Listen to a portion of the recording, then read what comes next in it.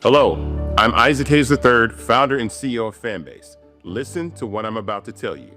The window to invest in Fanbase is closing. We've raised over $10.6 million of our $17 million goal. That means there's room for less than 6,370 people to invest in Fanbase for the average amount. The minimum to invest in Fanbase right now is $399. That makes you an owner in Fanbase today. Go to startengine.com/fanbase to invest. Why? Because current social apps have taken advantage of users for far too long, with content suppression, shadow banning, harmful racist content, and no real tools for monetization and equity. Fanbase has over 1.4 million users and counting, allowing anyone to reach all their following and monetize their content from day one. Social media is the new TV, and whoever owns the apps that distribute that content have the opportunity to own potential billion-dollar companies. While big platforms with uncertain futures are failing to serve their users, Fanbase is stepping up to fill the gap. Don't wait until it's too late. Invest now, invest for yourself and your future. Go to startengine.com/fanbase and own the next generation of social media.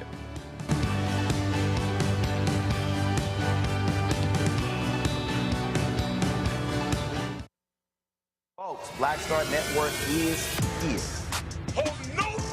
I'm real revolutionary right now. Support this man, Black Media. He makes sure that our stories are told. Thank you for being the voice of Black America, Roland. Stay black. I love y'all. All momentum we have now, we have to keep this going. The video looks phenomenal. See, there's a difference between Black Star Network and Black-owned media and something like CNN. You can't be Black-owned media and be scared. It's time to be smart. Bring your eyeballs home. You dig?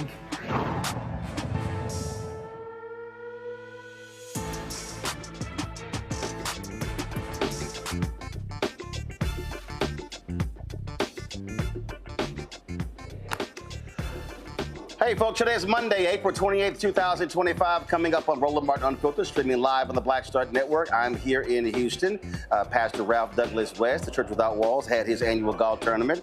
And of course, I'm a member and I stayed here and played. So we're going to chat with him. We're going to talk to him about Bishop T.D. Jakes' huge announcement over the weekend that he is stepping down as senior pastor and turning it over to his daughter and son-in-law. Also, baseball legend Gary Sheffield is here. I'm going to chat with him about all the drama in the NFL. We're dealing with Shedeur Sanders and people saying that Dion was being too much of a father. I know Gary got to say something about that.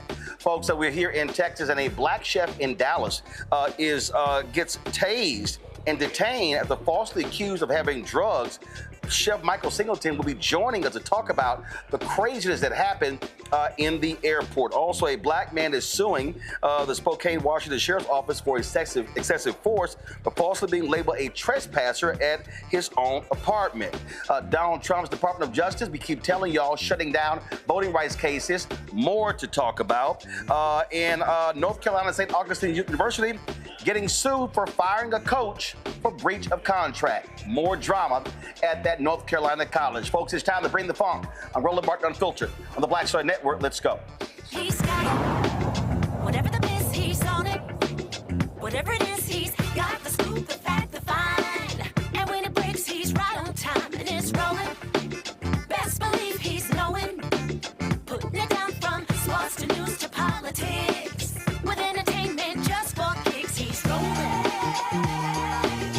It's on go, roll, y'all. It's Roland Martin, rolling with Roland now. He's funk, he's fresh, he's real, the best, you know he's Roland Martin now.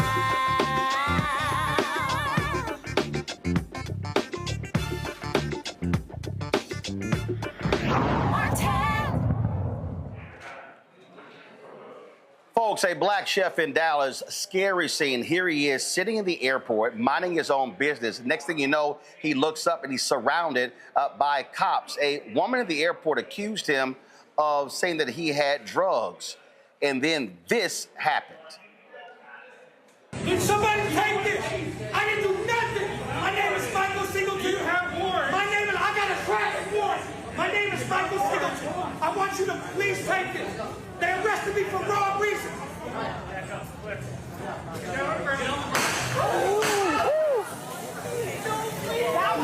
why would y'all do that? He was standing still.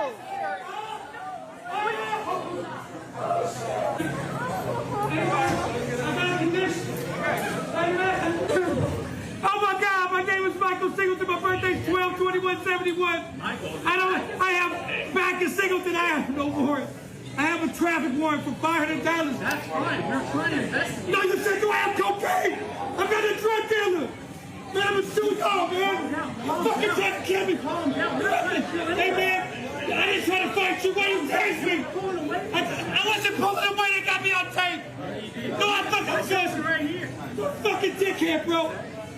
He's asked me to put my hands behind my back when I couldn't even fucking move. After you fucking electrocuted me. Sit down. You keep telling me to do shit like I can't, you dumb fuck. Come on. Man, fuck you. I just got tased for nothing. Hey, man, somebody please have this on tape. Michael Singleton, back to Michael Singleton. Folks, we're joined right now by that man, Chef Michael Singleton, also Robert Slater, the founder of the Culture Commission Coalition. Glad to have both of you here. But first of all, Chef Singleton, again, set us up. You're in the airport. You're traveling somewhere. Tell us exactly what happened. Well, I was going back home because I travel twice a month back to Oakland. When I say home, I live in Frisco, Texas. You know, I go bring my mother her food because I cook for her because she needs no sugar, no salt. So that's why I was going this weekend because I didn't have an event. And I was just approached by as soon as I was in the tunnel going to the plane, I was approached by the plainclothes officers that identified themselves as narcotics detectives. And they asked to speak to me. I said for what? They said, can we talk over here? And then they proceeded to walk me over to the middle aisle. I mean, the middle of where pre-board was, where everybody was. And then that's when they proceeded to ask me the question. You know, about, you know, everybody seen it, about do I, basically assuming that I have drugs on me. Well, saying we're under assumption that you're possessing of narcotics and cocaine. Okay, so how did they arrive? So, Michael, how did they arrive at that assumption? I don't know. That's what we're going to find out. Somebody said something that I had something on me. I think some white substance or something like that, and then it was a lady on video. She recanted it and said, I never said cocaine or something. So basically, somebody told them something that I had drugs on me or something, and they went into action. You know. Robert, what I'm trying to understand is again, cops walk up, they don't see anything. Like, what's the probable cause that they have to search Michael? Mr. Martin, that's what we're trying to find out right now. I have sent a demand letter to the new chief of police of Dallas. No response. We have sent a letter and a complaint to the city. No response. The clock is ticking. There's a lot of answers. There's a lot of questions that are unanswered. Right now, there's nothing to justify why we have narcotic detectives inside the security checkpoint misidentifying an individual when they should be properly identifying real threats to protect our friendly skies. So DPD needs to start answering some of these questions, and that's what we demand. Now, DFW, this took place at DFW Airport, correct? Love Field. Love Field, gotcha. Okay, so that's why I asked, because if it was at DFW, but Fort Worth and Dallas have oversight over that airport. So, so Michael, when they approach you, how did it escalate to the point where you get tased? Well, you know, like everybody's seen the tape. I just basically said that he asked me, can I search you? I said no, and just basically just went into action without I didn't even know why I was being arrested. When I said I have nothing else to talk about, and I didn't know why, and then that's when they went into action. This is, I mean, obviously, absolutely a strange case here. Have you hired legal counsel?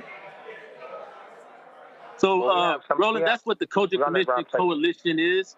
We're an advocacy agency that encompasses in-house legal as well as medical, trauma support, PR, so on and so forth. So we're a one-stop shop. We have an expert legal team that is investigating and looking into the matter and to advise what steps are next. But going past any civil matters, our number one goal is to see what is the systemic breakdown so this can stop happening. Enough is enough. And Dallas should be tired of these shoot first, ask questions later situations. But our ultimate goal is to be solution driven. And it's great that Mr. Singleton, that is his goal as well. So we will not stop until we look at their training practices and their policies, and that they have a public accountability on his behalf, because Mr. Singleton has not gotten an apology. He has not gotten a reason. And I'll further say that we found out just as recently as 2 hours ago, as they are ignoring our demand for the police report, they turned around and leaked the police report to some media to show one-sided bias. If they keep playing them games, then we will reciprocate in the same matter legally, and also demonstrate and we'll call for everybody jobs that sit in an official capacity for Dallas. All right, then. Well, certainly keep us abreast of developments with this case, because it absolutely is quite strange. Chef Michael, we certainly appreciate it. Thank you so very much. And also, thank you so very much, Robert. Thank you. Thank you for having me. All right, certainly appreciate it. Thanks a bunch. I'm going to bring in my panel right now. Joining us, Dr. Omi Kongo, being a senior professorial lecturer, School of International Service, American University, author of Lies About Black People, How to Combat Racist Stereotypes and Why It Matters. Joining us from D.C., Kelly Bethea, Communications Strategist from D.C., Derek Jackson, Georgia State Representative out of Atlanta. Omi Kongo, I'm going to start with you.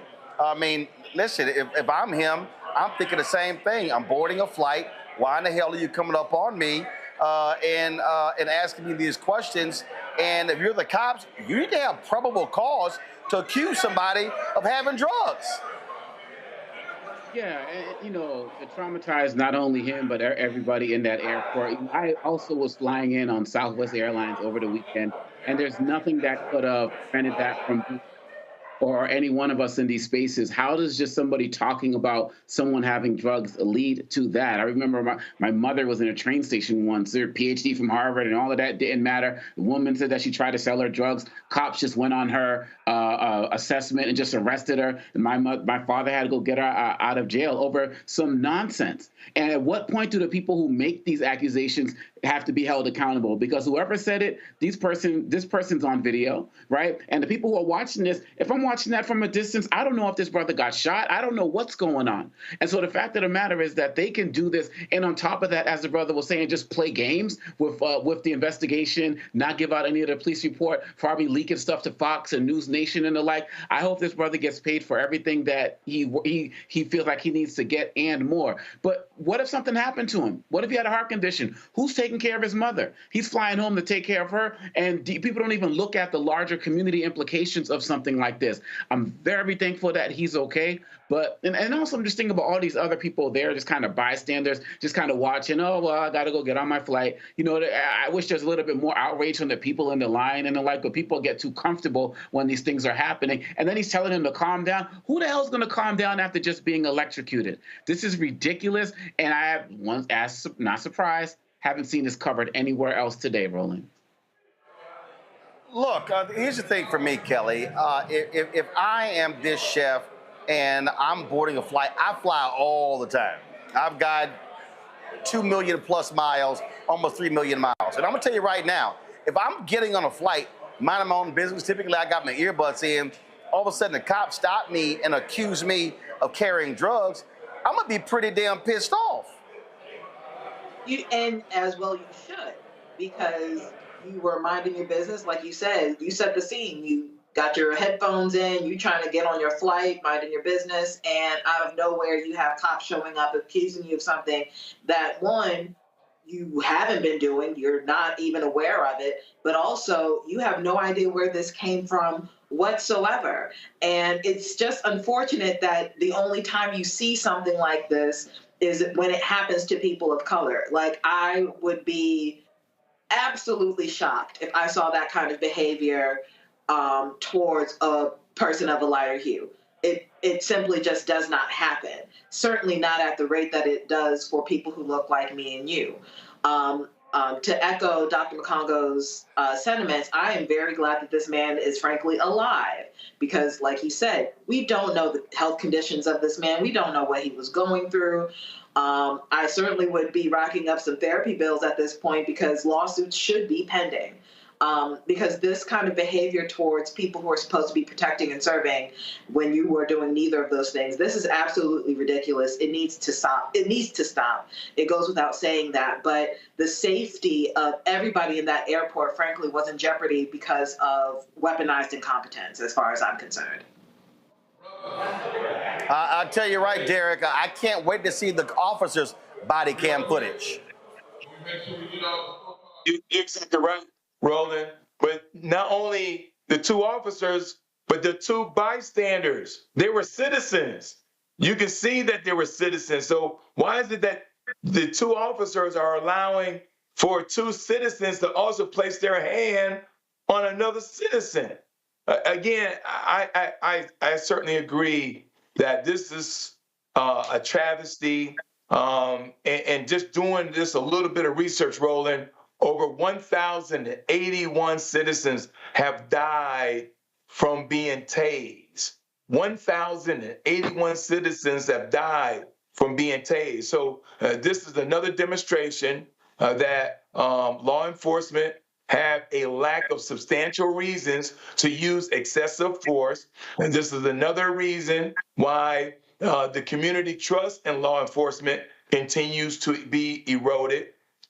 This is another reason why we have to address these kind of implications, because when you think about the lack of accountability and the lack of training and the lack of the protocols that are in place. He was already at the boarding gate, Roland. So that means he already went through TSA and several checkpoints where there's dogs, where there's x-rays, where they've already examined. And so if a citizen is at that point of boarding a flight, They've already went through several checkpoints. And so this Michael Singleton could have been any one of us, and he needs to be awarded. But more importantly, these two police officers and these two citizens should be dealt with and held accountable. Indeed, indeed. All right, folks, hold tight 1 second. We got to go to break. We come back. A black man in Spokane, Washington. Same drama. Mistaken identity. It's amazing how it keeps happening to black people over and over and over. We'll talk about that also. Bishop T.D. Jakes, huge announcement over the weekend, announces that he is stepping down as senior pastor of the Potter's House. We'll show you that announcement and talk about that reality and also what he plans to do next. All of that right here. Roland Martin Unfiltered, the Black Star Network, live here at the Houston National Golf Club for the Reverend Dr. Ralph Douglas West Golf Classic. We'll be right back. This week on The Other Side of Change. And this is a special episode that is near and dear to our heart, especially during Earth Month, where we're going to talk about how the environment impacts our everyday life and what you can do to help solve it. The issue is that the movement has not historically created a connection with us and has had narratives that really speak to our unique lived experiences and the environmental burdens and hazards that we experience. So there's really a narrative shift that needs to happen for the mainstream climate and environmental movement to really position itself as one that is for all of us. Only on The Other Side of Change on the Black Star Network. Hey, what's up? It's Sammy Roman. Hey, it's John Murray, the executive producer of the new Sherry Shepherd Talk Show. It's me, Sherry Shepherd, and you know what you're watching, Roland Martin Unfiltered.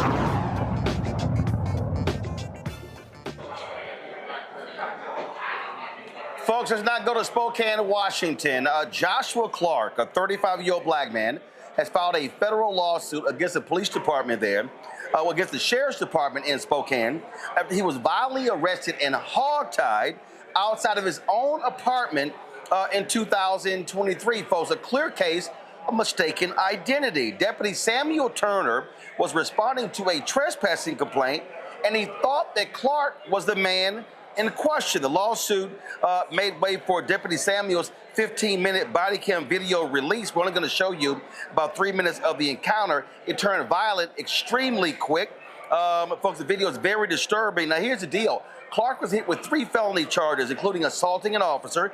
Charges were dropped 5 months later when it became clear that he was innocent, and the real suspect was somebody else. Clark's attorney said the case is about more than one man. They say it is a pattern of aggressive, discriminatory policing for the Spokane County Sheriff's Office and leaves black folks traumatized and fearful of their lives even when they're minding their own business. And again, quite traumatic video. We're going to play it right now.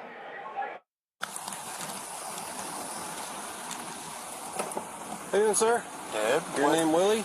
No. No? There's a Willie that's associated with this vehicle that's trespassed from here. I ran your plate. This vehicle. Showed that you're not supposed to be here. Not this vehicle. Okay. You got your ID with you? Yes. Okay. Let's take a look, see you at that. No.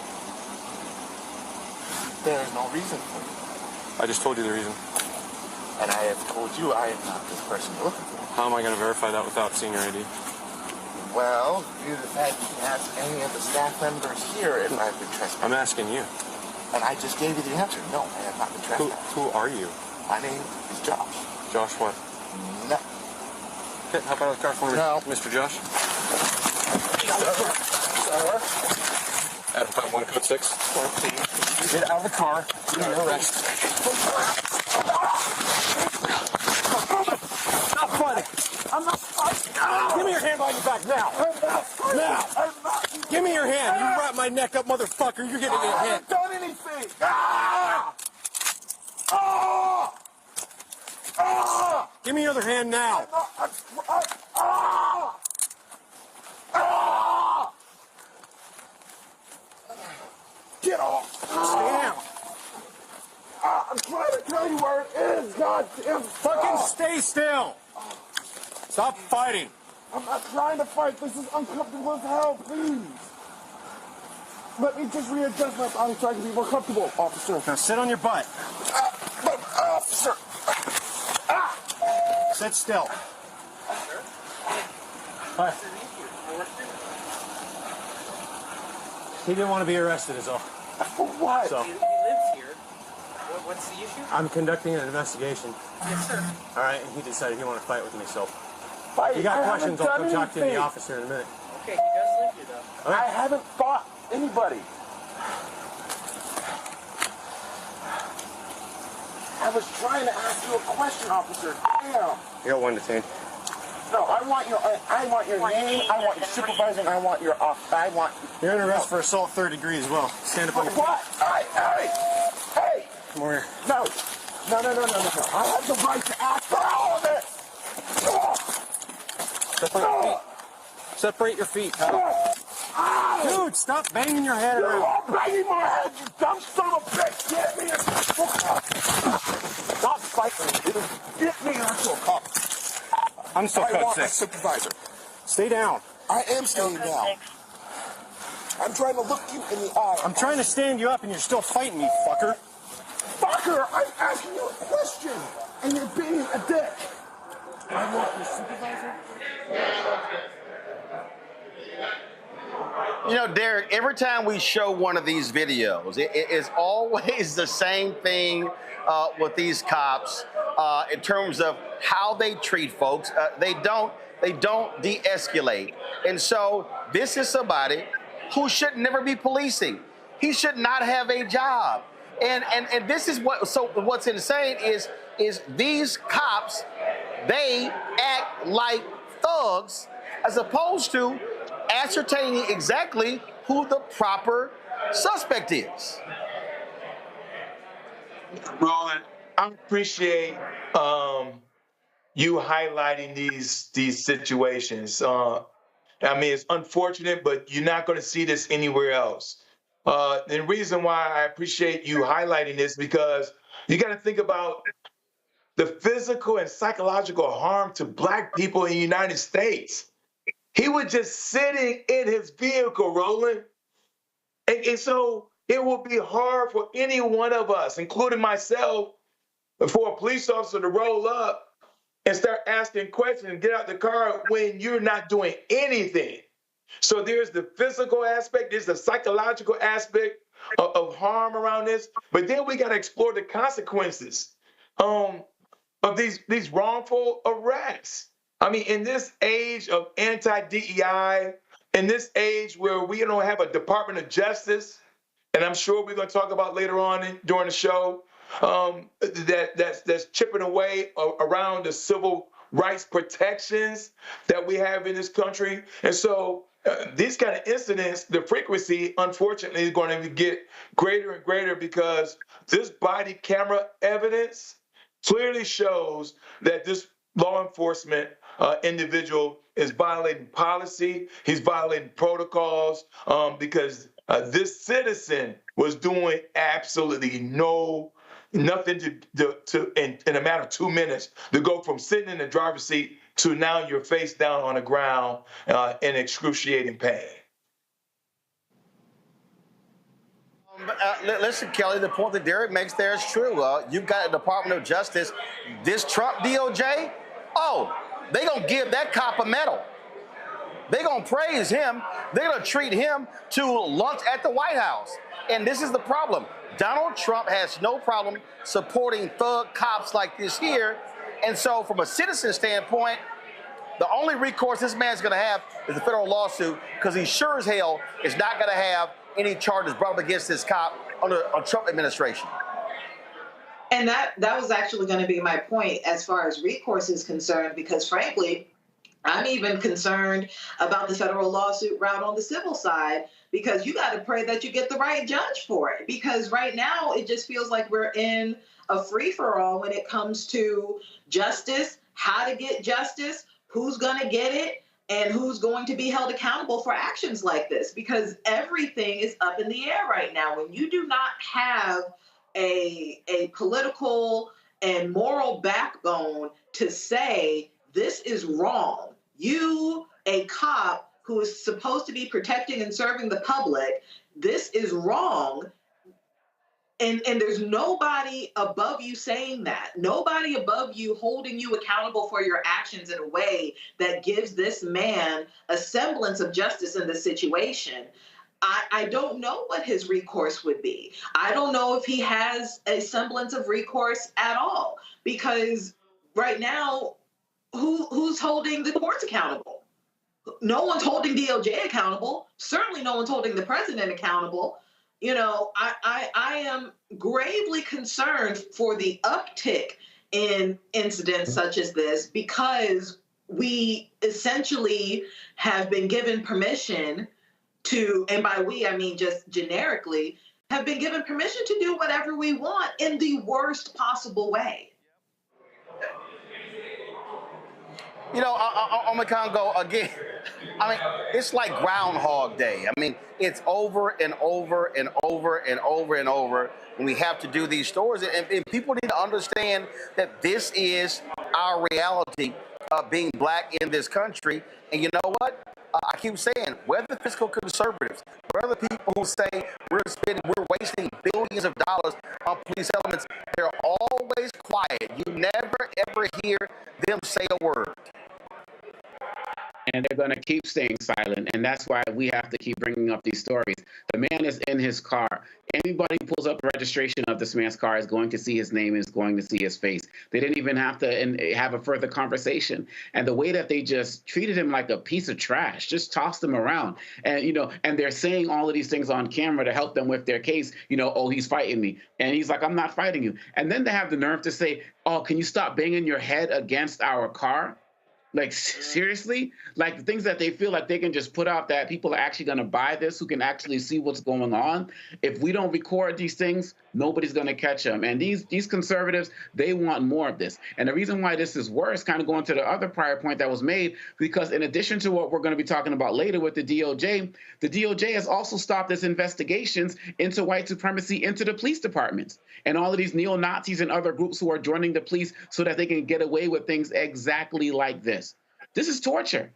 This is torture of this man. I would love to see what the actual picture of the person they were actually looking for, if they were actually looking for somebody, looks like, because the way that they did this man was foul. There's more of it. And I personally don't believe this stuff is on the rise. I believe it's just being recorded more. And I just feel like there's going to be more dismissals now because so many departments, locally, statewide, and nationally, federally, are feeling emboldened by Trump.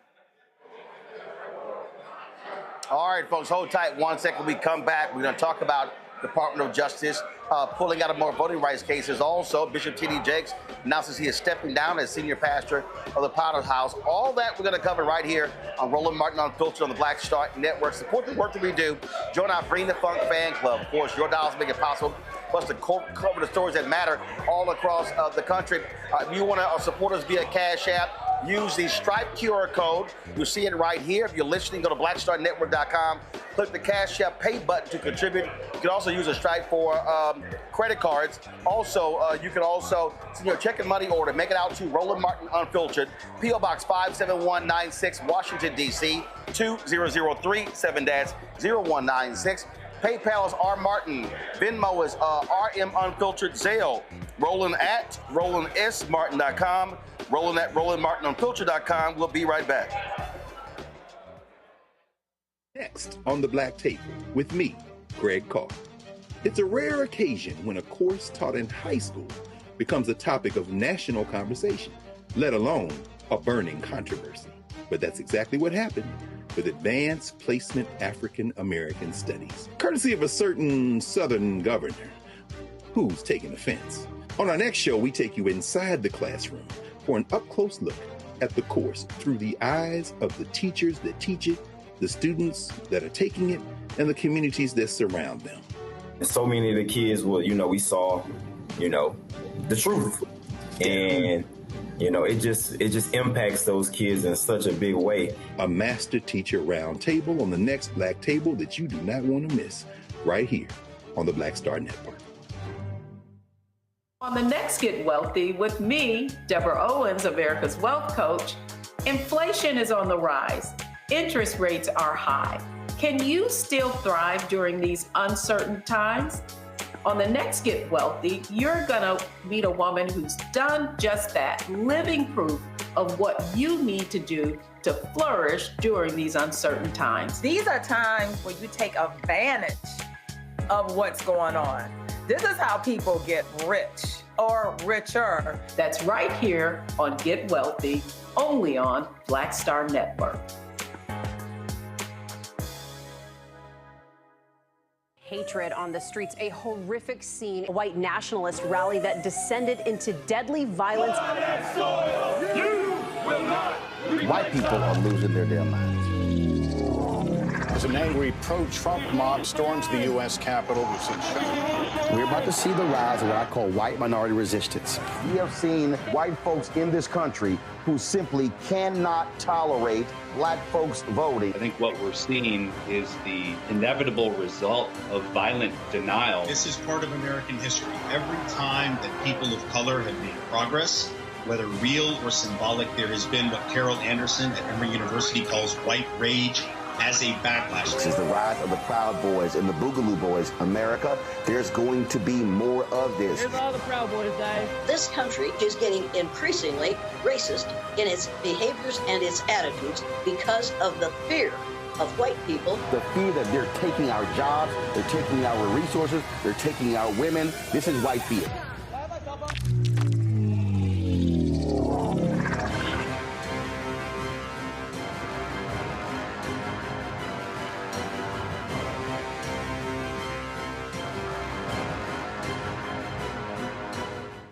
I'm Russell L. Honoré, Lieutenant General, United States Army, retired, and you're watching Roland Martin Unfiltered.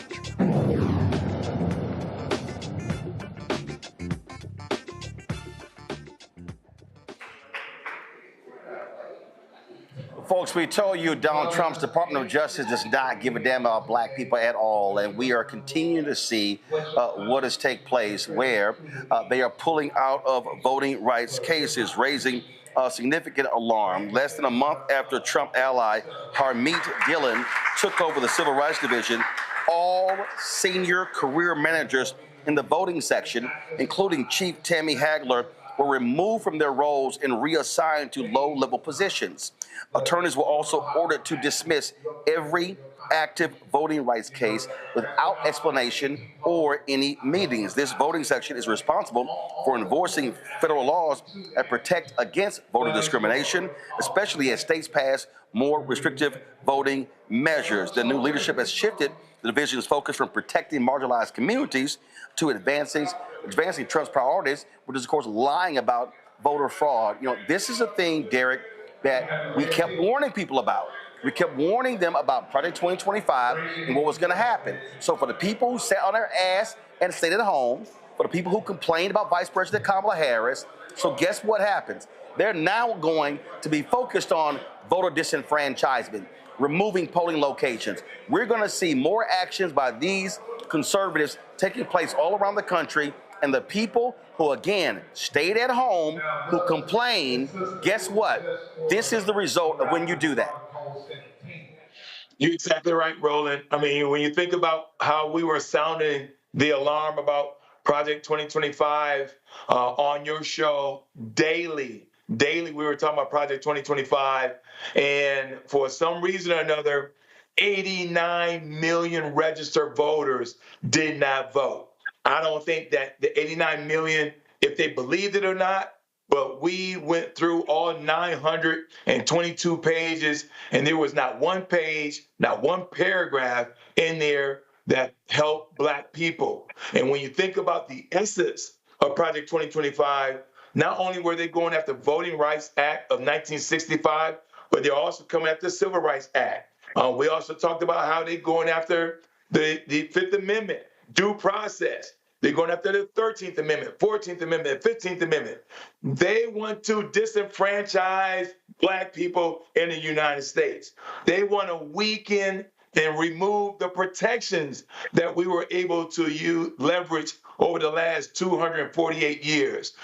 So these are the kind of things that we got to continue to sound the alarm. And again, when you think about democracy, I know we typically use the word democracy in a macro sense, but when it comes down to it, if we can't vote in this country, if we don't have due process in this country, if we do not have civil rights in this country, this is the reason why, as a Democrat, I urge all other Democrats, we got to fight this stuff about when they go low, we got to go high. No, there's democracy at stake. Our voting rights are at stake, due process at stake. And when you have a country that just simply pick up citizens, Roland, and put them on a military lift and take them to another country and put them in prison, that's kidnapping. And so, yes, voting rights is an issue, but there's so many other things that they're coming after us. And you're right, we sound the alarm. And unfortunately, 89 million people, registered voters, stayed at home. Listen, what we are dealing with here, Kelly, is a thug administration, and people need to understand. They don't care about discrimination. They don't care about police brutality at all. They don't care. I would argue that they care about it a lot. I would argue that they are endorsing it. I would argue that they condone it because, like you said, if you're a thug administration, what is the number one way that you present power? You present it through violence. You present it through force. You present it through suppression. And those are the ways in which these police officers, law enforcement, now the DOJ, and the cronies within are exhibiting their power. So, like my colleague said beforehand, this is absolutely something that was in Project 2025.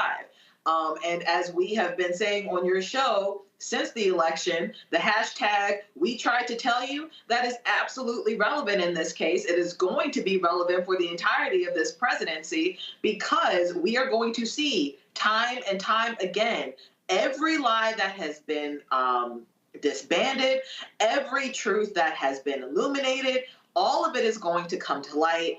All of it is going to affect us. And we did try to tell you the truth. And you decided not to listen because you would rather have a racist bigot than a competent, intelligent, overqualified Black woman for this very same position.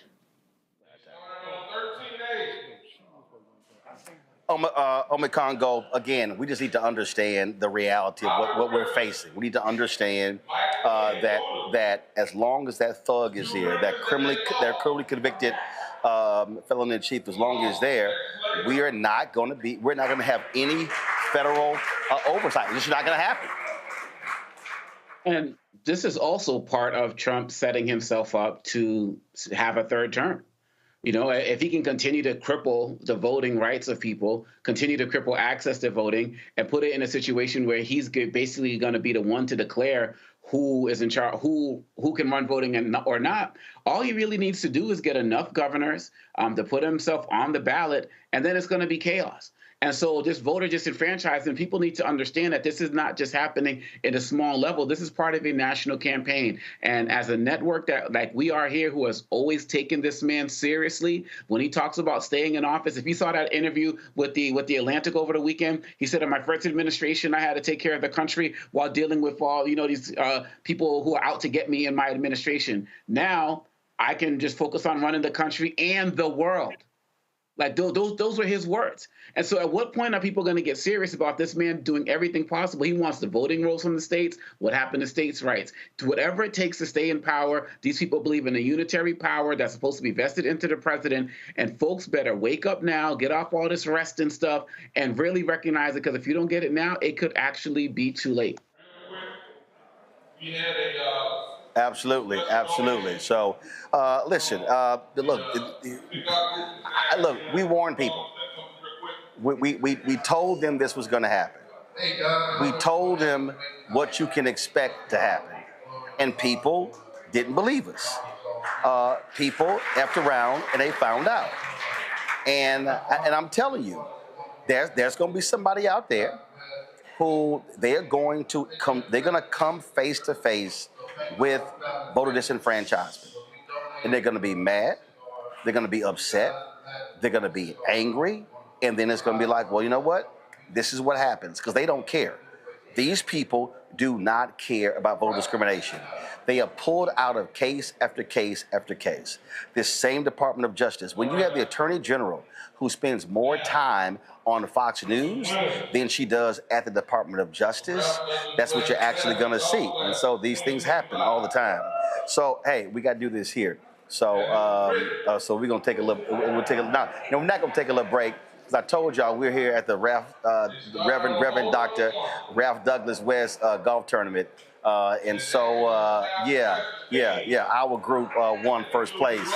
So let me do this here. Let me just walk up here and get our award. See, I told y'all how we do things a little bit different.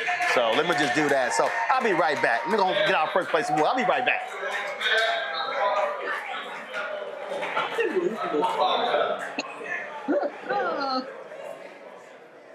So we would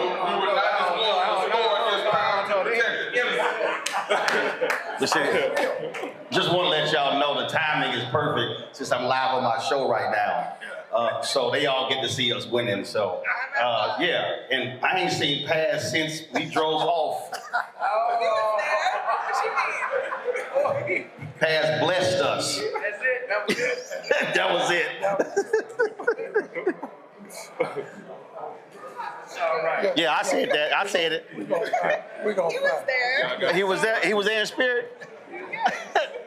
Y'all taking a picture? Come on. Y'all take a picture. Okay, come on. Go ahead.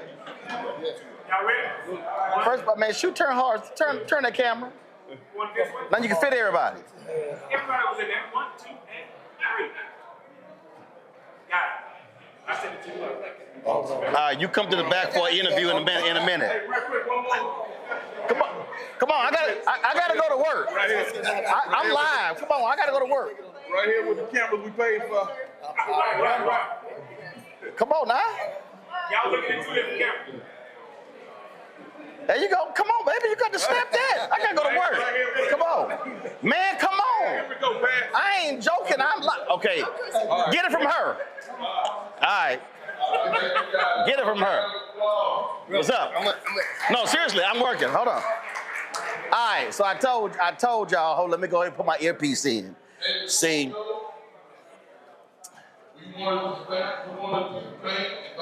See, this is how you got a black show right here. So you know I had to go ahead and pick up my hardware. So you know. 36. Yeah. Alpha, man, go ahead. Yeah, I had to pick up. Listen. Everybody can't do what alphas do. You know, I'm just saying. So, Pastor West, let me go ahead and mic him up. Let me mic him up. We are live, Pastor. I'm not lying. So, hold on. I know you're live. Oh, we are live. Hold on. Let me turn your microphone on. Let me get you. All right. Testing. All right, here we go. Come on, Ro. Let me clip you on. All right, there we go. All right. So, folks, Reverend Dr. Ralph Douglas West, actually, we'll step back so they can actually see you. Come on, let's do it. All right, then. So first and foremost, glad to be here. This annual golf tournament. Right. And so, good to see you win first place. You hit some great shots. I ain't seen not one of them. Yeah, my phantom was doing it, you know. I had my able niece, and she was out there representing me today, and she did very, very well. So did you and Maurice. Oh, yeah. Yeah, so y'all did great. Oh, yeah. While I was holding things up on the sideline. Oh, gotcha. Yes. Okay. Yes. Let's do this here. So yesterday, we're talking a little business. Yesterday, Bishop T.D. Jakes announced he was stepping down as senior pastor. And as somebody who's founder of a church, senior pastor, people really do not he recently suffered a heart attack. People really do not understand the level of pressure when you are having a pastor, 10, 20,000 people, you're getting calls from people all around the country and the world. You understand that as well. It is not easy in these days. Right. So just talk about just that how you have to plan for transitions because of that. Well, first of all, let me say to T.D. Jakes, congratulations. That he gets a chance to pastor a church, successfully grow it, and then to mentor so many people in ministry. And I think I got word that his daughter maybe. He announced his daughter and his son-in-law are going to become senior pastors. His daughter and son-in-law will succeed him, and so to him, congratulations that he's had a chance to shape their life for the Potter's House. That's number one. Number two, that you're right. Most people that don't do church ministry don't understand the pressure that a person like a T.D. Jakes is under, or anybody who passes 10, 15, 20,000 people. It's beyond just the personal phone calls. It's an institution. And for you to have to care for that many people, you have to build a team around you that really has pastoral care. You know, that's the question that people say, how do you minister to that many people? Well, you minister through that many people through ministering to people to minister to that many people. I remember when Pastor Wesley, when he announced, this was a couple of years ago, he announced, if I do not take off right now, I'm out of here. And folks were stunned, and he said, I am spent. There's nothing more that I can give. And he stepped away from a sabbatical. People, you do that when it comes to the summer, things on those lines. People really don't get that a pastor of a church is a 7-day-a-week job. And you got to know when to step away. Well, let me say, I appreciate you bringing that up. One of the things that in our church, the church without walls, our leadership incorporated that for the last, 20 years maybe, or longer, from June to September, they make me take off. They just, and the reason why they do that is because you remember in those days we were running 5 and 6 services on a weekend, 3 services during the week. So you had 9 services that we were responsible for. So they says, you have to unstring the boat. And so preaching and pastoring, but particularly preaching, is creative work. I mean, you know that from what you do. You're not only a journalist, but journalism takes creativity. How do you shape, frame, and package what you're going to say to different audiences? How do you talk about something political different from the way that you address what's religious or social, that kind of stuff? So the breaking away allows you to recalibrate, to refresh yourself. And what I have done over the years, during my break time, I don't do any preaching. If I'm on sabbatical or if I'm taking the summer break, I don't preach for anybody. I use that as my time to rest first. Typically it takes 2 or 3 weeks, and then to read, and then to plan for my fall. And then in December, I'll take 2 weeks off to plan from January to May. And just to keep yourself fresh. Because if not, the challenge of a person like me who's been preaching for 50 years is that you start resting on your laurels. You just start preaching stuff that you preached last year before. It's the same sermon with different illustrations. And we haven't heard that before. Yeah, quite a bit, So it allows you to stay fresh, but it also allows you to be healthy. When the prophet Elijah is about to, he says, I just want to die. The angel simply says, get some sleep, eat some bread, and drink some water. And sometimes our best spiritual advice is sleep, eat, and drink water. Last question for you again. A proper succession plan. Reverend Charles Jenkins, when he left fellowship in Chicago, he was a young pastor. He said, look, I want to do other things. I want to do music. And so he stepped away. Reverend James Meeks identified Charlie Dates early on, do the same thing. When in Concord, in Dallas, E.K. Bailey had health issues, had cancer, stood before the congregation and said, ain't gonna be no deacons fighting. This is who's gonna replace me. Carter was there for quite some time. How critical is it for pastors, small, medium, large, mega churches, to understand you have to have a succession plan? Because in the case of the brother in the Bahamas, who died in a plane crash. I mean, listen, look, life is life, and ministry, you build that thing up. It shouldn't go away when you become an ancestor. Yeah, that's good. Well, first of all, succession is relatively new to all these churches. That's the first thing. And those people who are in these churches that afford them the opportunity to plan a secession, hats off to them, you know. But I will say that whether it is a small, medium, large, or extra large church, that the pastor ought to be thinking like Moses, where's Elijah? Or rather, where's Joshua? And if, you know, Elijah said, where's Elisha? That's right. Or Jesus and his disciples, you know. At least thinking in the direction of people that they could possibly recommend. But then those of us who are privileged to be in churches where the congregation really gives you the freedom to do that, the onus then becomes on the pastor to select the right person.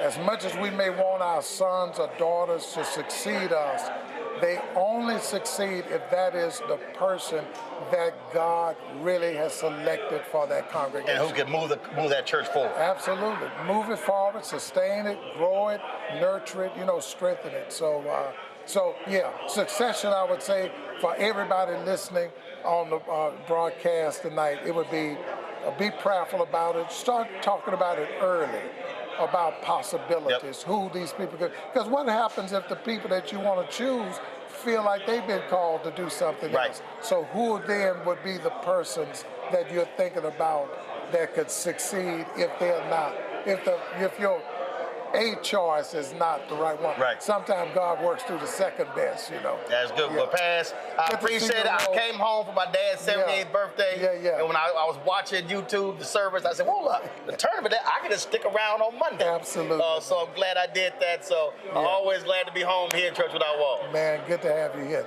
Tell the family I said hello. I will do. I appreciate it. Love you, bro. Appreciate it. Folks, we're going to go to a break. We'll be right back. Roland Martin Unfiltered on the Black Star Network.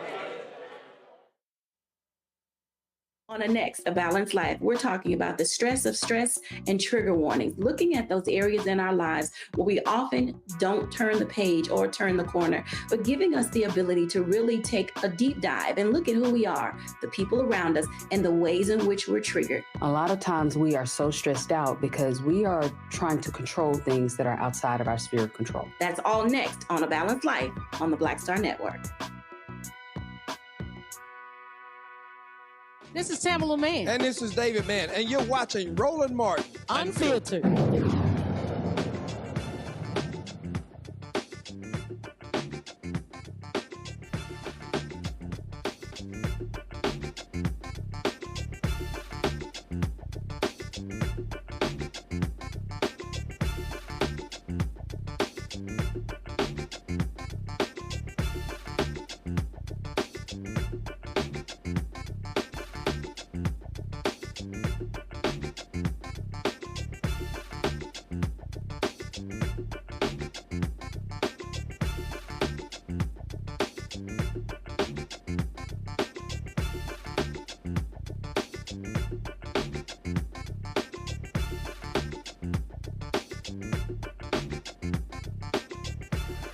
I appreciate it.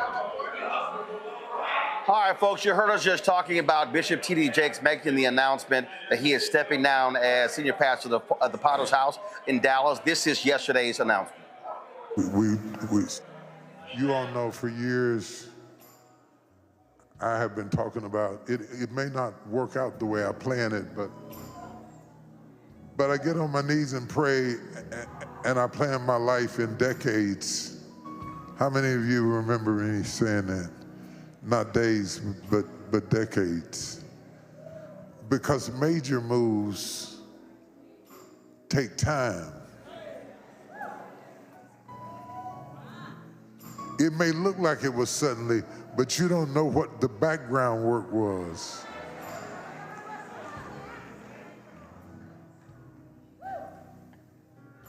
About 6 years ago, I started talking to Pastor Torrey and Pastor Sarah because I did not want all that I had spent my life and your life and our lives building to get old and go with us. This is a generational.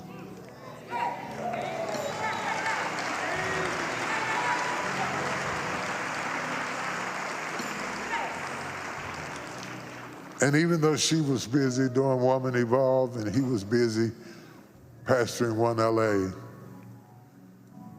about 4 years ago, they moved out here just in time for COVID.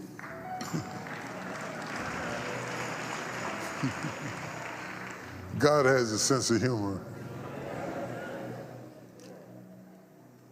He throws you in the water and then says, swim. So for the last 4 years, they have been swimming. I talked to the board because I was concerned. I have seen too many men build something and stay so long that they kill what they build. What you gotta understand is it's not so important that you just know when to grab a hold.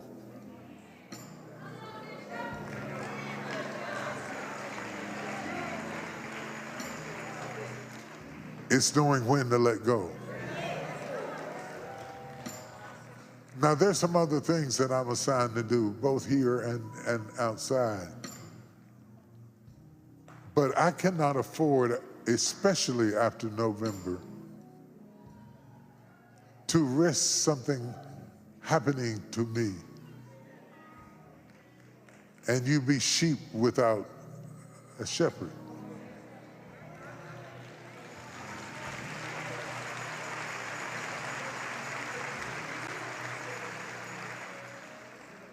I cannot afford to let all the work of all the saints living and dead to hold this so tight, so long that I wither away. So I'm suggesting to you, I'm recommending to you that you receive Pastor Torrey and Pastor Sarah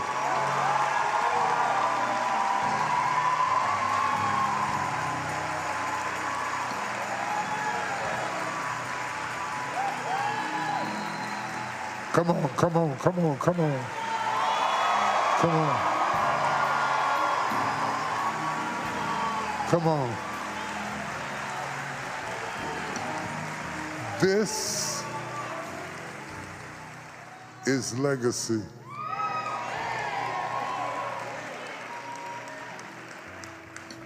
Not because they're kin, but because they're the kind.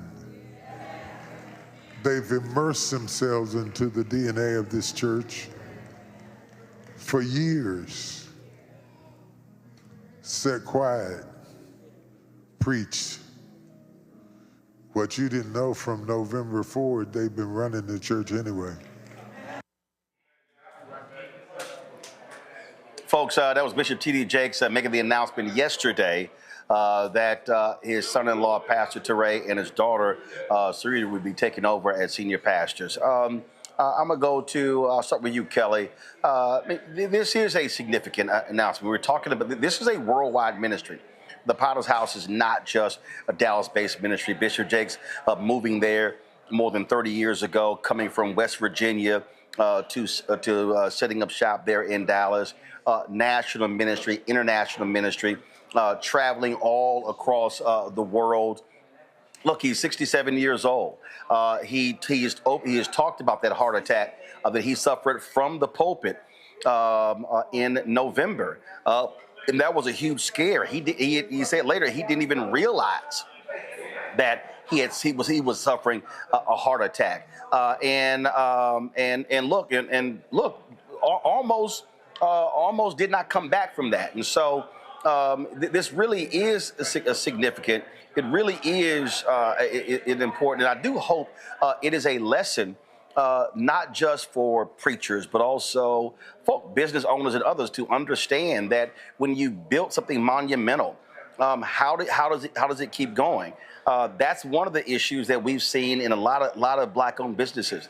where they built it up, and very rarely sons and daughters take it over. And so all of that work, all of that time, all that energy just simply goes for naught. And that to me is quite unfortunate. Yes, you are correct in that. But I want to note and really highlight the significance of this from a woman's perspective. In the church, it is rare, incredibly rare, for a woman to take over a church of this magnitude. Like you said, this has been in the making. Potter's House in general has been in the making for 30 years. And in those 30 years, and before those 30 years, during those 30 years, and certainly after these 30 years, there has been attacks on women leading congregants, not because they're not able, not because they haven't studied themselves approved, but because there is toxic patriarchy within the Christian community, within Christian leadership, and it runs rampant. Doesn't matter what your denomination is, doesn't matter what your race is, it doesn't matter. In the religion itself, there has been, it's certainly within Western Christianity, an undercurrent of toxic patriarchy, such that women have not been able to lead in the way that they could and should. So for Bishop T.D. Jakes to not only recognize that, but to flip it on its head and trust his daughter, who has more than studied herself approved, who has more than shown herself overqualified for this position, to bestow something so precious and so needed in the Black community, needed in Black church community to a woman, that speaks volumes. And I don't know if enough people are going to talk about that point, but that is what I took away from this, that he trusted a woman, not just his daughter, not somebody who he has mentored, just somebody who he has mentored, but a woman to lead a church of this magnitude. Like you said, this is a global church, and a woman is going to be the head of it, and that's incredible to me. I think back on the Congo to the point that Kelly makes there.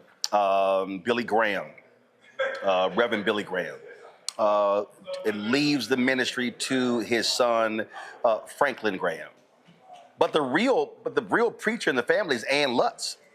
The person who really, and if Ann Lutz was a man, oh no doubt she blows Franklin out of the water. Franklin ain't even an actual preacher. Okay, so the real person who truly follows in the footsteps of Billy Graham is his daughter Ann Lutz, but she's a woman. And that's how Franklin Graham was able to take the mantle of his father's ministry. Yeah, you're absolutely right. And when you look at something like that, like the Potter's House, I mean, you're talking about a church that started with a man who, would pick up people to drive them to church, preach to them, and then drive them home. I mean, you want to talk about starting from the bottom and building an international organization. And so on two levels, I see something amazing. Number one, the fact that what you and Kelly are talking about as well, passing this over to a woman to lead this. And like you said, she and her husband have been running it ever since, the heart attack happened. That's powerful. And I think it's also powerful to show that, yes, this is a church that we're talking about. And you talked about businesses, but they're also, I'm thinking about the legacy civil rights organizations as well, and people not seeing the handoff take place. And unfortunately, sometimes things don't happen until somebody dies. There's documents, people are claiming this and that and this and that. He made it all official. He made it public for everybody to see. Doesn't matter what anybody says, this is what's going down. And that's really important. And so I think in addition to other churches, and in addition to businesses, other leadership and legacy organizations also could learn from this example. So in this brief moment that he has put out to the world, it was actually something that was very monumental and can be actually consequential if more of us would follow that example who lead these other churches, organizations, and businesses as well. Oh, absolutely. And Derek, it is, again, I hope other people learn from it. And you heard Jake say in terms of what's been built up. But he also, in a press release he announced, he talked about things that he wants to do. He really wants to now focus his energy on creating economic opportunities for African Americans and others. He has his organization in Good Soil. He really wants to be focused on the economic piece. With now that his time will be freed up, no longer being the senior pastor of the Potter's House. Yeah, you're exactly right, Roland. And I want to just build upon what Dr. Omakamogo and Kelly. When you think about a mega church, it's a mega business. When you think about a congregation of 20,000 people or more, the responsibility goes well beyond just delivering powerful sermons, on a weekly basis. When you think about the role and responsibility that his daughter is about to step in, she's more than capable, not just in preaching and teaching, but talking about making sure that payroll is met. And the thing about this story, Roland, for me, it highlights the most important thing, and that's succession planning. We as Blacks do not do succession planning as much as we should. I can only think about, Coretta Scott King. She was thrusted into, with her role after Dr. King was assassinated. And it demonstrates that, to Kelly's point, that a woman has the capability and the capacity to get things done. We have the Dr. King federal holiday because of Coretta Scott King. And so when you think about T.D. Jakes passing over the reins over to his daughter and his son-in-law, it makes sense. We got to do more succession planning in all aspects of our lives, in the family, as well as politics and the likes. And so I agree that this 67-year-old icon, giant, felt the need to pass over what he has built over 3 decades to his daughter, and then ask the congregation, Roland, and say, I need you all to support this decision because it's the right decision to be had. And again, folks, so our lower third is wrong. Jakes is not resigning from the church. He is retiring as senior pastor. And so that language is actually, the distinction is really important. All right, got to go to a break. We come back. Bishop William Barber and repairs of the breach were arrested simply for praying at the U.S. Capitol. We'll show you what took place and hear for what he said afterwards, speaking at the Supreme Court. You're watching Roland Martin Unfiltered on the Black Star Network. Support the work that we do. Joining our Bring the Funk fan club, the goal is to get 20,000 of our fans contributing on average $50 each a year. It's $4.19 a month, 13 cents a day. What you can do is, of course, if you want to give the Cash App, use a Stripe QR code. You see it right here. If you're listening, go to blackstarnetwork.com, click the Cash App pay button to contribute. Also, if you want to send a check, make it payable to Roland Martin Unfiltered. Send it to P.O. Box 57196, Washington, D.C. 2003 7-0196. Of course, you also have PayPal, R. Martin Unfiltered, Venmo, RM Unfiltered, Zelle, Roland at RolandSMartin.com, Roland at RolandMartinUnfiltered.com. We'll be right back. Next on the Black Table with me, Greg Carr. It's a rare occasion when a course taught in high school becomes a topic of national conversation, let alone a burning controversy. But that's exactly what happened with Advanced Placement African American Studies, courtesy of a certain Southern governor who's taking offense. On our next show, we take you inside the classroom for an up-close look at the course through the eyes of the teachers that teach it, the students that are taking it, and the communities that surround them. And so many of the kids we saw, the truth. And it just impacts those kids in such a big way. A master teacher round table on the next Black Table that you do not want to miss, right here on the Black Star Network. Now that Roland Martin is willing to give me the blueprint, hey, Cyrus, I need to go to Tyler Perry and get another blueprint because I need some green money. The only way I can do what I'm doing, I need to make some money. So you'll see me working with Roland. Matter of fact, it's the Roland Martin and Cheryl Underwood Show. Well, should it be the Cheryl Underwood Show and the Roland Martin Show? Well, whatever show it's going to be good.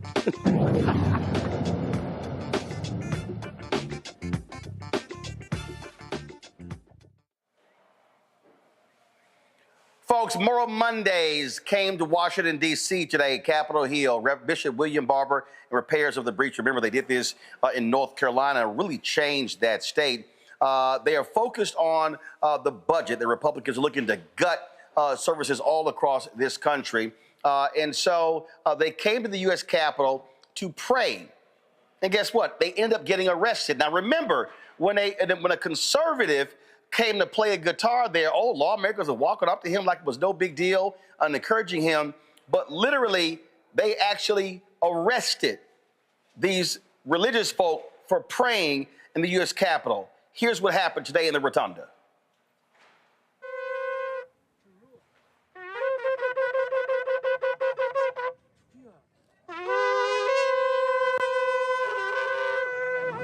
We are here crying to you, O God, because we've heard the cries of your people.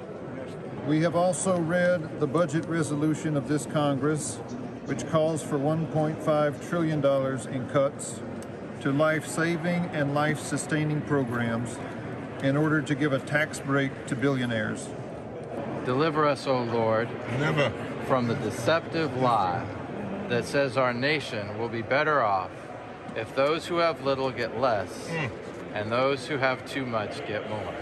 Against the conspiracy of cruelty, we plead the power of your mercy. Walk through United States Capitol Police. Somehow, right now you're participating in an unlawful demonstration. If you don't cease and desist the activity, you are subject to arrest. Keep moving, Lord. Keep changing, Lord. Warnings have been given. If you do not want to be arrested, you must leave the area. Move outside. That area. That way. Doesn't matter if you're pressed. Outside, sir. This way. Everybody outside the building. This is very different. This has never happened before. With the press is being cleared out of the rotunda. Come on, let's go. Keep walking. Police zone. Let's go. It's closed now. Let's go. If you don't keep walking, you'll be arrested. In the rotunda. Right. Keep walking. You want to close? Yeah, let's close the door. Keep moving. Keep moving back. Keep moving back. Is there a reason why you're closing the door? Is there a reason why It's a police line. It's a police line? Yeah. What do you think of that? So this has never happened before. We're here in the Capitol Rotunda, where even the press was told that we have to push out and away. All right, guys, you guys go down there, please. Down the stairs. All right. This way. Stop pushing. You can go down there. Down the stairs, please. Let's go, folks. Go. Out of the building. Let's go. They're not allowed in there right now. Press isn't allowed in. No press is allowed in? No. Folks, let's go. Keep moving down the hallway now. Sir, if you keep doing this, we're going to have to lock you up, okay? You're active demonstration in there. Told you about 10 times already. But I'm not actively demonstrating. You're staying here. We've asked you to leave, so you are part of the group.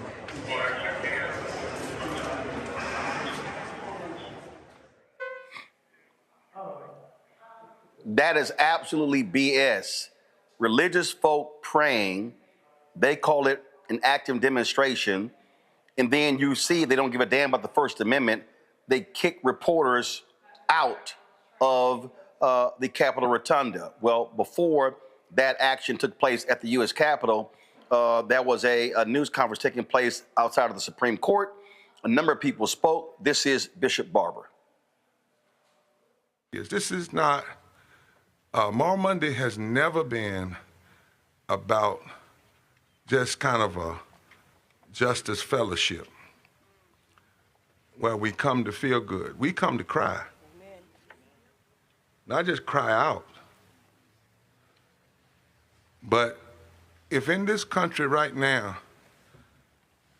you have people and you're watching them get up in the morning and the only thing they can think about is how many people they can hurt, and they got the power, at least the temporal power, that's a time for mourning. That's right. It's a time for us to, the first move in any nonviolent type of protest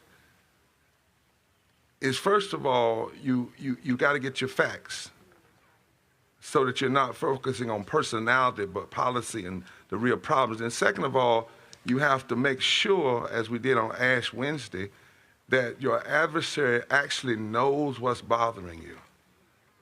You don't just start doing things. You actually have to have the kind of redemptive hope that you believe if you show the folk the fact, they would change. And you can't be frivolous about that. They may not, but you have to believe in that possibility, because if you give up on humanity, then you're doing the same thing they're doing. Part of what it means to be a nonviolent movement is that if I didn't believe in the possibility of my worst enemy becoming my best friend, I'd stop preaching. I wouldn't put on robes and crosses and stuff. Wouldn't be in the need. Now you say you're naive. No, I said believe it. Because if you don't believe it, then your prophetic moral witness doesn't have power. That's right. Because you're living in a kind of nihilism which will destroy any hope that you have. In the scripture, Ezekiel was told by God, I want you to go to the people and I want you to tell them what's wrong. In fact, he was told to go tell them that injustice had become epidemic because the princes or the power structure and the priest had developed an unholy alliance. Then God said to him, they may not listen to you because they are a stiff-necked group. Don't laugh, listen to me. It's very serious. They may not listen to you, but at least they will know there hath been a prophet among them. And if you do it right, they may not listen to you, but see, there's a valley of dry bones out there. That's exactly it. And the people have become disheartened. And they need an authentic voice to go speak to them. The word of the Lord, the word of truth. And if you can't challenge your adversary with the hope that they change and know that even if they don't, at least they will have no excuse. That's right. That they did not get told what is right. That is a powerful witness. And it's something we have to be serious about. Because if we're going to build a movement just to hate folk, go on and join the haters. Somebody said, where does hope come from? Well, hope comes, Jürgen Moltmann said, hope takes place when people of faith, and that could be faith in different ways, but when people of faith or people see something that's so wrong that they can no longer accept it, and they decide to put their hands and their bodies and their feet to work to change it. He said the moment they make that decision, that's where hope is born. That's right. Hope doesn't just fall out the sky. Hope doesn't happen because you walk over one time or send an email one time or a text message one time and all of a sudden they stop voting on the right. Hope begins with you and me deciding not to believe the lies we're being told. Because the most powerful thing you can do is tell the truth in the midst of lies. So when Moral Monday was born, actually today was the anniversary, April 28th, 2013. This is actually. And Mr. President, when it was born, it had been after January, February, March, April. We had seen a state legislature and a governor after we had put 20,000 people in the street in January and a forward movement agenda, and had even offered to them, they said it didn't matter to us, you Republican or whatever, if you're about justice, we'll work with you. And they said no, and they denied health care, denied Medicaid expansion. They cut money for public education, took North Carolina to last in the country. They went after the LGBTQ community. They went after women. They went after unemployment. And then during Holy Week, before they went home for recess, they wrote a bill in the state Senate that changed 40 laws, was an attempt to change 40 voting laws, to take voting in the backwards direction rather than forward. And the bill was so bad that when they put it in the computer, this is true, they put it in the computer and the computer kicked it out and assigned a number to it. The computer named it Senate Bill 666.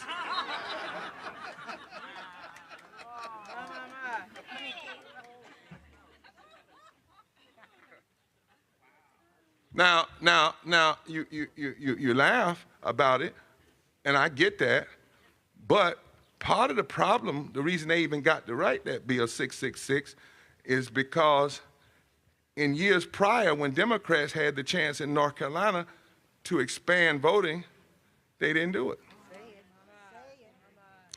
And when Democrats had a chance to block, see, moral movements have to tell truth both ways. Moral movement don't tell truth one way. The sword of the word cuts on both sides. How did they get the power to do that? In 2010, there was a redistricting plan when Section 5 of the Voting Rights was still in place, and it was pre-cleared, even though 4 years later the court said it was racism with surgical precision. Now, if it was racism with surgical precision 4 years later, it was racism with surgical precision 4 years earlier. That's right. But in an attempt to compromise and play games, Democrats allowed it to go through, and then that created this super Tea Party, pre-mega majority that then writes Bill 6. So all of us need to repent. That's exactly right. Right? And so what happened is, Dr. Jackson, is when they wrote that bill, Senate Bill 666, they set it to the side. And this is what they said. They said, now we're going to wait until the Supreme Court makes its decision on the Voting Rights Act. And when the Senate and so what we said was, we can't wait. And we may not have the votes to stop them, but just because the Supreme Court of this world makes a wrong decision, it doesn't stop the Supreme Court of God from not standing up for the right decision. Folks, that's called moral leadership, and of course Bishop William Barber. So it was Bishop Barber who sent me this tweet earlier. I want y'all to check this out here. This Jack Jenkins posted this tweet. Reminder, when right-wing activist Sean Fulton held an impromptu evening worship service in the Capitol back in 2023, police occasionally walked in to speak with lawmakers participating, but no one was arrested. Isn't that quite interesting? The actions that Bishop Barber is engaged in, Derek, I think is critically important because the budget cuts Republicans are trying to unleash really is about damaging the poor, the disenfranchised, and the needy in this country in order to provide tax cuts to millionaires and billionaires. Roland, if they go through with this $1.5 trillion tax cut, that's trillion with a T, $1.5 trillion tax cut, it's not only going to devastate a lot of citizens, both our elderly, our retired, and our children, but the disabled as well. It will negatively impact Social Security, Medicaid, and Medicare. Roland, when you think about this $1.5 trillion tax cut, when you have 73 million citizens that receive a Social Security check every month, they're playing games talking about, well, we made the system believe that this person was dead and they're still alive and well, right? They're playing games with folks who are on fixed and stable incomes. Those who need medicine, where now the pricing of medicine has ballooned again. Take insulin as an example.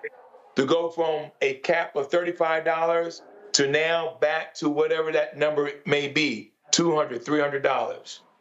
And so this tax cut, and again, this is where the Democrats got to sound the alarm. Again, that if it goes through, Roland, not only will it devastate a lot of citizens, but a lot of citizens will die. Will die. That's the gravity of this. Omakongo? Yep. Omakongo? Yeah, I'm so glad that we're highlighting, Moral Mondays, because what's happening in this country right now is evil. It's depravity at the highest level. I know we're not talking, a lot about immigration today, but when you see what happened with the woman who was deported, but her son, who's an American citizen, was 4 years old, had stage 4 cancer, exported with her.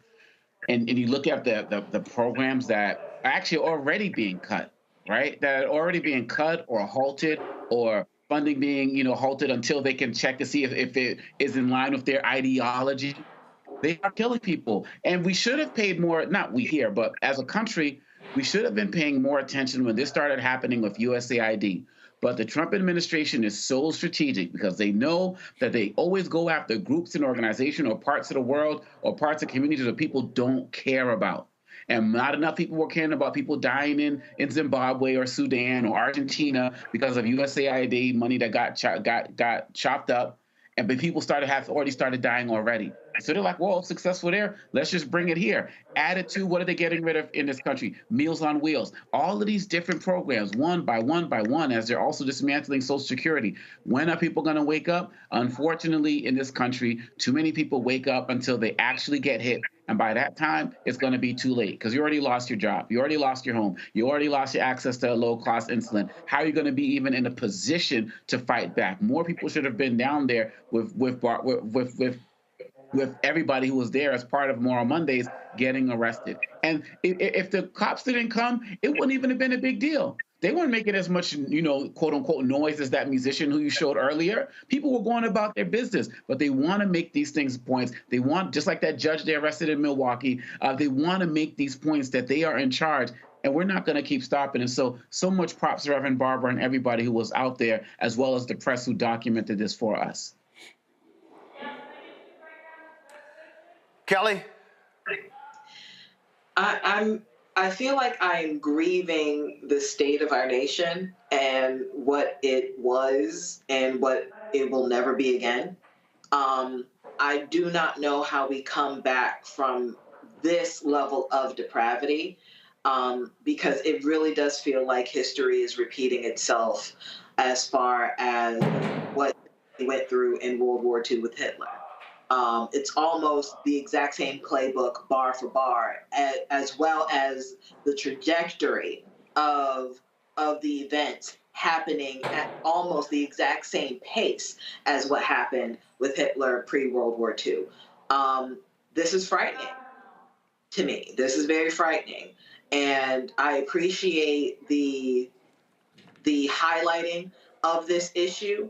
But as far as next steps for this country, if we are not looking at radical change and radical options regarding getting rid of Trump and his cronies, I dare say it will be worse and there will be no coming back from it. And it is unfortunate. Once again, I go back to the hashtag we tried to tell you, we really did.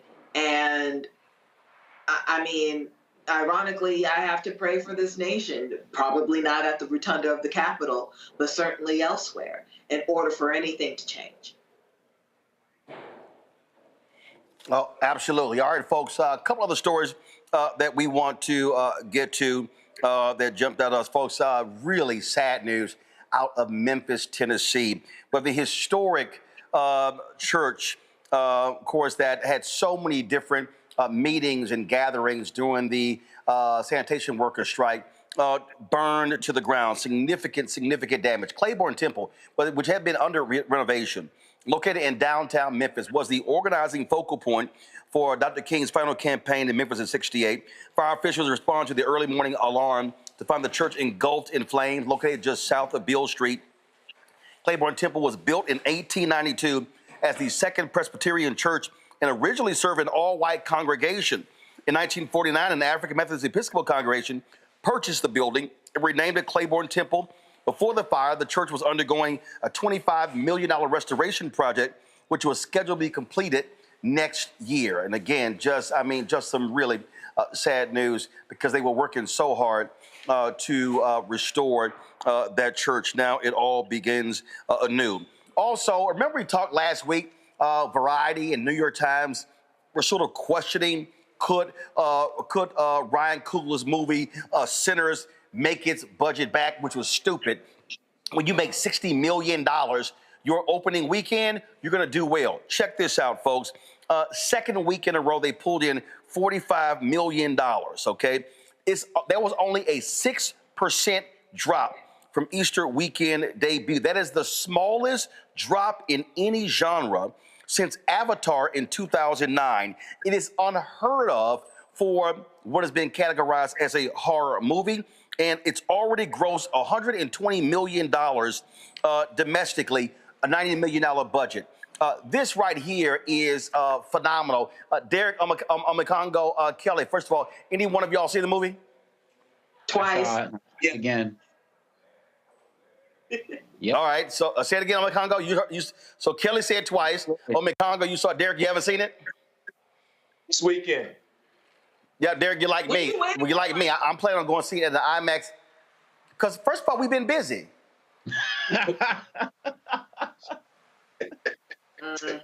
I mean, what you mean? What you waiting on, bro? Bro, being busy. I'm just saying, bro, being busy. Also, my wife was in New York all last week with the Lynx, and so we said we're gonna see it together. So she wasn't here. So since you asking questions, Kelly, so so here's the thing for me that I think is crazy. Variety looks real stupid. The New York Times looks real stupid, questioning somehow.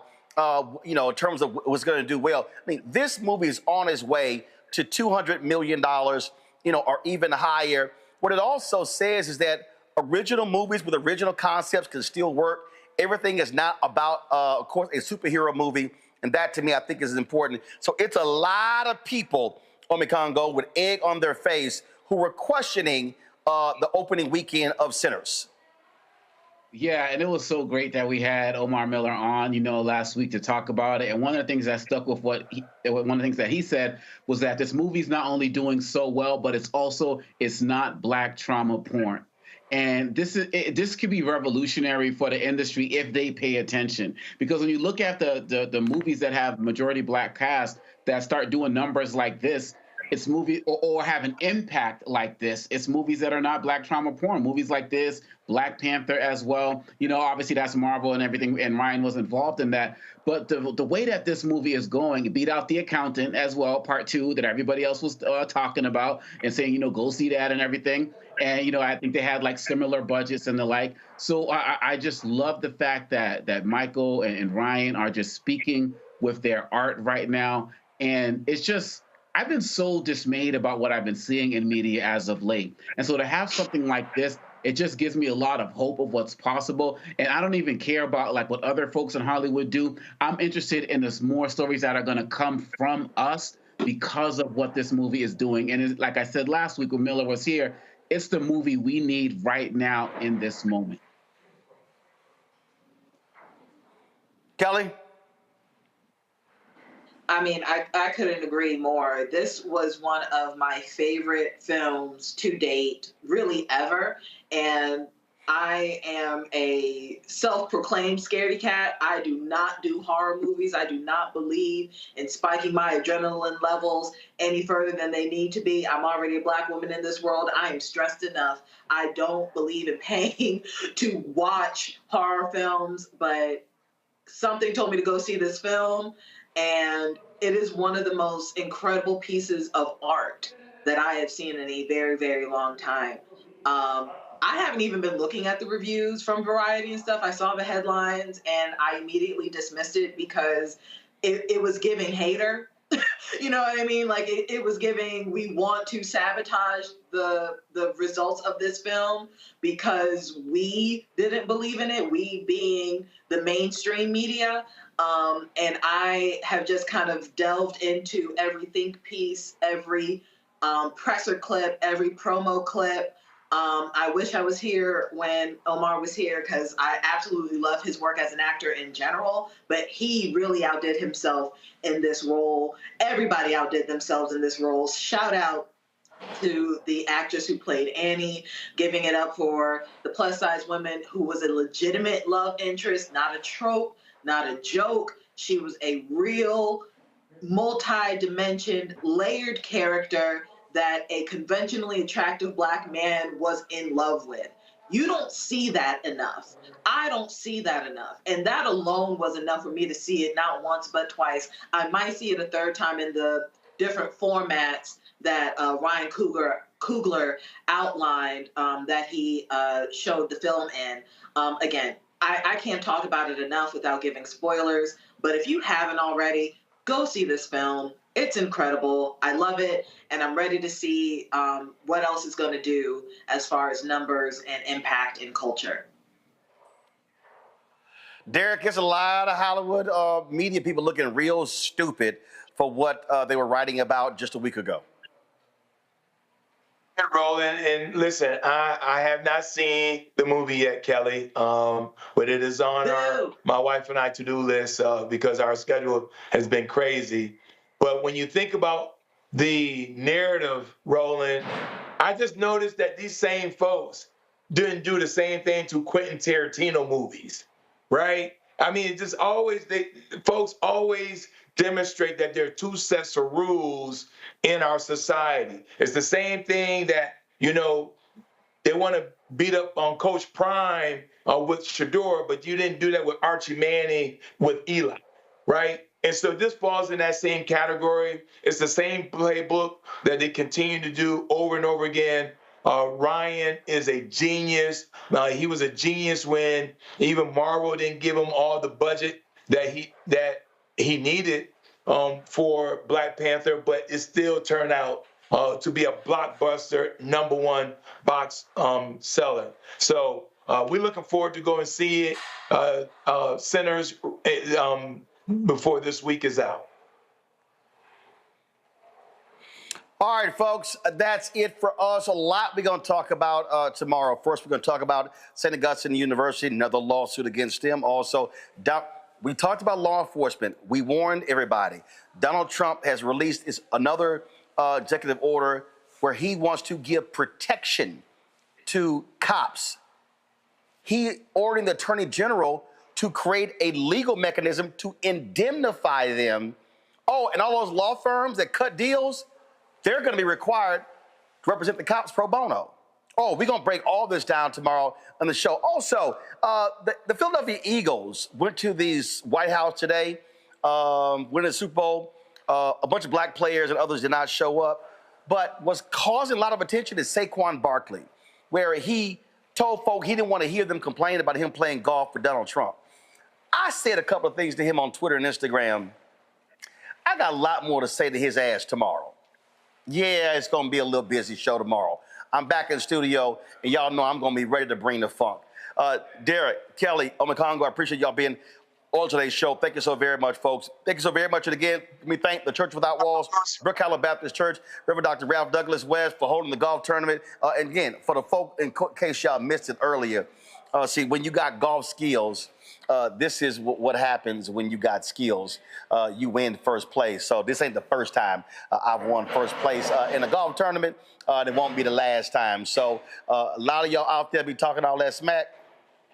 Bring your ass. Come on. If y'all want some of this, I'll happily take your rent or your mortgage money or your lunch money if you keep running your mouth. All right, folks. If y'all want to support the work that we do, join our Bring the Funk fan club. Here's the way you can support our show. Give via Cash App. Use the QR code for Stripe. This is it right here. If you're listening, you could also use that for, of course, credit cards. Senior checking money order, P.O. Box 57196, Washington, D.C. 2003-7-0196. PayPal, again, make checks payable to Roland Martin Unfiltered. Roland Martin Unfiltered. P.O. Box 57196, Washington, D.C. 2003-7-0196. PayPal, R. Martin Unfiltered. Venmo, RM Unfiltered. Zelle, Roland at RolandSMartin.com. Roland at RolandMartinUnfiltered.com. Download the Black Star Network app, Apple phone, Android phone, Apple TV, Android TV, Roku, Amazon Fire TV, Xbox One, Samsung Smart TV. Of course, get my book, White Fear, How the Browning of America is Making White Folks Lose Their Minds. Available at bookstores nationwide. Get the audio version that I read on Audible. Also, download the app Fanbase. You can also get that. Download the app Fanbase, Apple Store, Android Play Store. Or when you want to invest, go to startengine.com/Fanbase. For more information, startengine.com/Fanbase. Also, you heard me say it a little bit earlier. Yesterday was my 36th Alphaversary. That's right. 36 years ago, I crossed the burning sands into the only real fraternity. The rest of them are youth groups, including those folks in my control room who belong to those other little groups. So again, shout out to my LBs, John Williams, Freddie Ricks, Paul Stafford, and of course, one of our my LBs, he died. Actually, he died on the 10th anniversary of us crossing. That is Kevin Roberts. He passed away in a plane crash, and so he's in the Omega chapter, but he played with us at Texas A&M University. Shout out to my LBs on our 36th anniversary. The Epsilon line, Pi Omicron chapter, Texas A&M University. So shout out to our Alphaversary. All right, folks, that's it. I'll see y'all tomorrow from the nation's capital, from the Black Star Network studios. Until then, holla! Black Star Network. No punch! I'm real revolutionary right now. Thank you for being the voice of Black America. All momentum we have now, we have to keep this going. The video looks phenomenal. See, this difference between Black Star Network and black-owned media and something like CNN. You can't be black-owned media and be scared. It's time to be smart. Bring your eyeballs home. You dig?